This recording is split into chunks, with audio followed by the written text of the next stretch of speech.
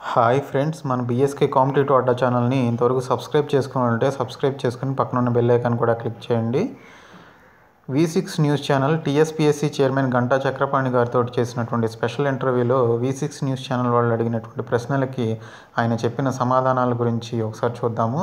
ముఖ్యంగా group 1, group 3కి సంబంధించినటువంటి విషయంపై ఆయన ఒక క్లారిఫికేషన్ ఇవ్వడం జరిగింది. అలాగే ఏదైతే ఇంతవరకు టీఎస్పీఎస్సీపై ఎవరు ఎటువంటి కోర్టు కేసులు వేయలేదు, ఒకవేళ వేస్తే ఆ బాధ్యత అంతా కూడా టీఎస్పీఎస్సీనే తీసుకుంటుంది అని చెప్పేసి ఆయన చెప్పడం జరిగింది. నిజంగా ఇంతవరకు టీఎస్పీఎస్సీ మీద ఎటువంటి కేసులు వేయలేదా అనే విషయం గురించి కూడా మనం మాట్లాడుకుందాము. సో వీలైనంత త్వరలో గ్రూప్ 1, గ్రూప్ 3 పోస్టుల భర్తీకి చర్యలు తీసుకుంటామంటున్న టీఎస్పీఎస్సీ చైర్మన్ గంటా చక్రపాణి గారితో స్పెషల్ ఇంటర్వ్యూ అని చెప్పేసి ఇవ్వడం జరిగింది. మొదటి ప్రశ్న కనుక చూసుకుంటే, టీఎస్పీఎస్సీ ఇప్పటి వరకు ఇచ్చినటువంటి నోటిఫికేషన్స్ మరియు భర్తీ చేసిన పోస్టులు ఎన్ని అని అడిగినప్పుడు, ప్రభుత్వం ప్రకటించినటువంటి 38,000 ఉద్యోగాలకు రిక్రూట్మెంట్ టెస్ట్లను కంప్లీట్ చేశాం. ఇప్పటి వరకు దాదాపుగా 20,000 ఉద్యోగాలను భర్తీ చేశాం. వాళ్ళు ఉద్యోగాల్లో కూడా చేరారు. ఇంకా మిగిలినటువంటి ఉద్యోగాల భర్తీని వచ్చే ఫిబ్రవరిలో పూర్తి చేస్తామని చెప్పేసి ఇవ్వడం జరిగింది. సో 38,000 20,000 ఉద్యోగాలకు ఆల్రెడీ రిక్రూట్ చేసేసారని, ఇంకా 18,000 ఉద్యోగాలకు సంబంధించినటువంటి రిక్రూట్మెంట్ ప్రాసెస్ని ఫిబ్రవరిలో కంప్లీట్ చేస్తామని చెప్పేసి చైర్మన్ గారు చెప్పడం జరిగింది. సో అందులో ఇంకా 2,000 వరకు ఉద్యోగాలు భర్తీ చేయలేదు. ఆ 2,000 ఉద్యోగాలకు సంబంధించినటువంటి వివరాలు డిపార్ట్మెంట్స్ నుంచి మాకు రాలేదు. సో వచ్చిన తర్వాత వాటిని కూడా భర్తీ చేస్తామని అన్నారు. సో ఆ 2,000 ఉద్యోగాలు ఏంటంటే, గ్రూప్ 1, గ్రూప్ 3కి సంబంధించి నేను ఏదైతే ఆల్రెడీ ఒక వీడియో చేశానో, పీడిఎఫ్ ఫైలు 1948 ఉద్యోగాలకు సంబంధించి ఏదైతే వీడియో చేశానో దానికి సంబంధించినటువంటి ఉద్యోగాలు అనమాట. సో ప్రభుత్వం నుంచి ఎన్ని క్లియరెన్స్ వచ్చాయి, మీరు భర్తీ చేయాల్సినవి ఇంకా ఎన్ని ఉన్నాయి అని అడిగినప్పుడు, ప్రభుత్వం నుంచి క్లియరెన్స్ వచ్చినటువంటి అన్ని ఉద్యోగాలకు టెస్టులను నిర్వహించడం జరిగింది. దాదాపు 20,000 ఉద్యోగాలను భర్తీ చేశాం. ఇంకొక 15,000 ఉద్యోగాల భర్తీ ప్రక్రియ కొనసాగుతుంది. ఫిబ్రవరి, మార్చి వరకు అవి కూడా పూర్తి చేస్తాం. దాదాపుగా 2,000 ఉద్యోగాలకు సంబంధించి ఆయా శాఖల నుంచి వివరాలు అందాల్సి ఉంది.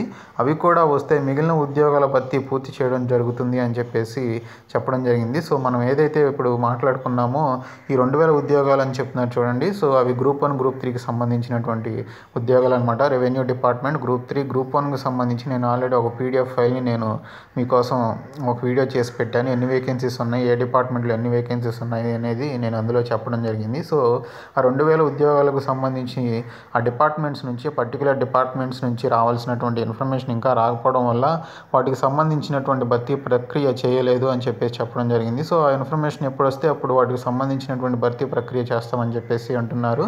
సో ఆల్రెడీ ఇప్పుడు చేపడుతున్నటువంటి 15,000 ఉద్యోగాలకు భర్తీ ప్రక్రియ అనేది ఫిబ్రవరి, మార్చి కంప్లీట్ అవుతుంది. కాబట్టి వీటికి సంబంధించి ఇంక ఏప్రిల్లో కానీ, మేలో కానీ వీటికి సంబంధించినటువంటి మిగిలినటువంటి 2,000 ఉద్యోగాలకు సంబంధించినటువంటి ఆ భర్తీ ప్రక్రియ అనేది స్టార్ట్ అవుతుంది అని చెప్పేసి మనం ఎక్స్పెక్ట్ చేయొచ్చు.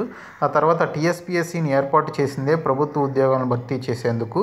మరి కొన్ని ఉద్యోగాలను భర్తీ చేసే ప్రక్రియ వేరే బోర్డులోకి ఇవ్వడాన్ని మీరు ఎలా తీసుకుంటున్నారు అని అడిగినప్పుడు, నిజానికి ఇది ఒక మంచి పరిణామం.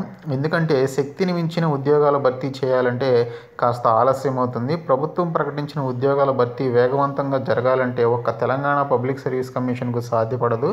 కాబట్టి గురుకుల బోర్డును కూడా ఏర్పాటు చేయడం జరిగింది అని చెప్పేసి చెప్పడం జరిగింది. సో రిక్రూట్మెంట్ ప్రాసెస్లో ఫాస్ట్నెస్ కోసం వేరే డిపార్ట్మెంట్స్కి కూడా మేము ఆ రిక్రూట్మెంట్ బాధ్యతని ఇస్తున్నాము అని చెప్పేసి చెప్పడం జరిగింది. ఇంకా గ్రూప్ 2లో వైట్నర్ ఇష్యూ, గ్రూప్ 1లో ర్యాంకులకు సంబంధించినటువంటి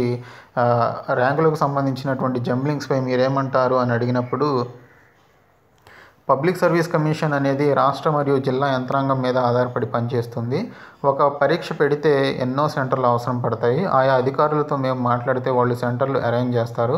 అలాగే గ్రూప్ 2 పరీక్షలకు కూడా అనేక సెంటర్లు ఏర్పాటు చేయడం జరిగింది. అప్పుడు కొంతమంది విద్యార్థులు, ఇంకొంతమంది ఇన్విజిలేటర్లు కన్ఫ్యూజన్ వల్ల కొన్ని పొరపాట్లు జరిగినాయి. కొందరు విద్యార్థులు రౌండ్ చేసిన తర్వాత సీరియల్ నెంబర్స్ కలవలేదని పేపర్స్ మార్చాల్సి వచ్చింది.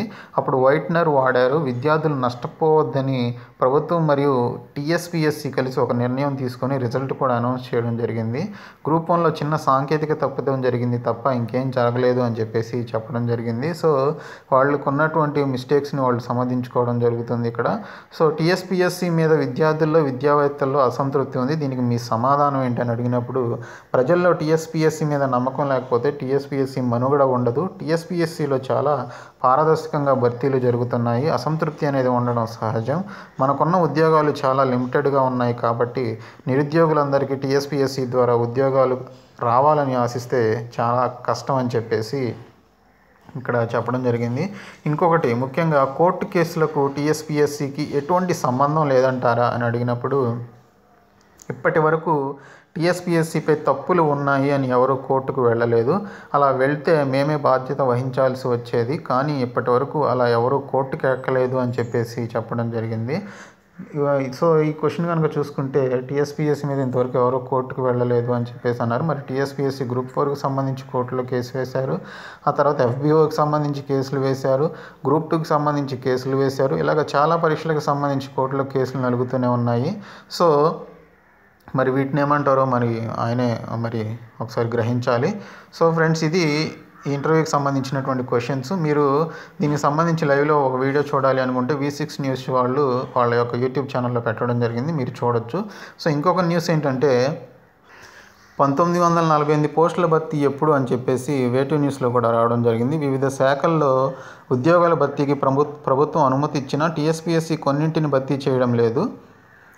గతంలో గ్రూప్ 1 సహా మొత్తం 36,310 పోస్టుల భర్తీకి ప్రభుత్వం అనుమతి ఇవ్వగా అందులో 18,268 పోస్టులను భర్తీ చేసి ఉద్యోగాలు కూడా ఇచ్చింది. మరో 16,094 పోస్టులకు రాత పరీక్ష నిర్వహించగా వచ్చే నెల తొలి వారంలో భర్తీ చేయనుంది. అయితే మిగిలినటువంటి 1948 పోస్టుల భర్తీకి మాత్రం చర్యలు తీసుకోకపోవడంపై విమర్శలు వస్తున్నాయి అని చెప్పేసి చెప్పడం జరిగింది. నేను ఏదైతే పీడిఎఫ్ ఫైల్ అప్లోడ్ చేశాను వేకెన్సీస్కి సంబంధించి, సో దానికి సంబంధించినటువంటి న్యూస్ కూడా వేటే న్యూస్లో రావడం జరిగింది. ఇంకొక న్యూస్ ఏంటంటే ఈ విధంగా త్వరలోనే గ్రూప్ 1 గ్రూప్ 3 ఉద్యోగాలు అని చెప్పేసి టీఎస్పీఎస్సీ చైర్మన్ చక్రపాణి గారు చెప్పడం జరిగింది. సో ఇప్పుడే మనం ఆ ఇంటర్వ్యూకి సంబంధించినటువంటి విషయాలు కూడా చూసాము. సో ఇంకొకటి కనుక చూసుకుంటే ఇంకొక న్యూస్ 29 నుంచి పీజీటీ సర్టిఫికేట్ వెరిఫికేషన్ అని చెప్పేసి ఇవ్వడం జరిగింది. గురుకులాల రిక్రూట్మెంట్ బోర్డు నిర్వహించిన post graduate teacher PGT Telugu విభాగంలో ఎంపికైన అభ్యర్థులు సర్టిఫికేట్ వెరిఫికేషన్ ఈ నెల 29 నుంచి చేయనున్నట్లు board chairman doctor RS Praveen Kumar శనివారం చెప్పడం జరిగింది. సో వెరిఫికేషన్ కేంద్రం అభ్యర్థుల వివరాలు బోర్డు వెబ్సైట్లో ఉంచడంతో పాటు ఎంపికైన వారి మొబైల్ నంబర్లకు SMS ద్వారా సమాచారం ఇచ్చామని ఆయన వెల్లడించడం జరిగింది. సో ఈ నెల 29 నుంచి గురుకులాలకు సంబంధించినటువంటి పీజీటీ సర్టిఫికేట్ వెరిఫికేషన్కి హాజరవ్వాల్సి ఉంది. సో మీరు ఆ పర్టికులర్ వెబ్సైట్కి వెళ్ళి చూసుకుంటే మంచిది. ఓకే ఫ్రెండ్స్, ఇది దీనికి సంబంధించినటువంటి చక్రపాణి గారి ఇంటర్వ్యూ, అలాగే పీజీటీకి సంబంధించినటువంటి వివరాలు, అలాగే వేటూ న్యూస్లో వచ్చినటువంటి 1948 పోస్టుల భర్తీకి సంబంధించినటువంటి వివరాలు. సో ఈ వీడియో కనుక మీకు నచ్చినట్లయితే మీ ఫ్రెండ్స్కి షేర్ చేయండి. అలాగే మన BSK కాంపిటేటివ్ అడ్డా ఛానల్ సబ్స్క్రైబ్ చేసి పక్కన ఉన్న బెల్ ఐకాన్ని క్లిక్ చేయండి friends. Thank you so much.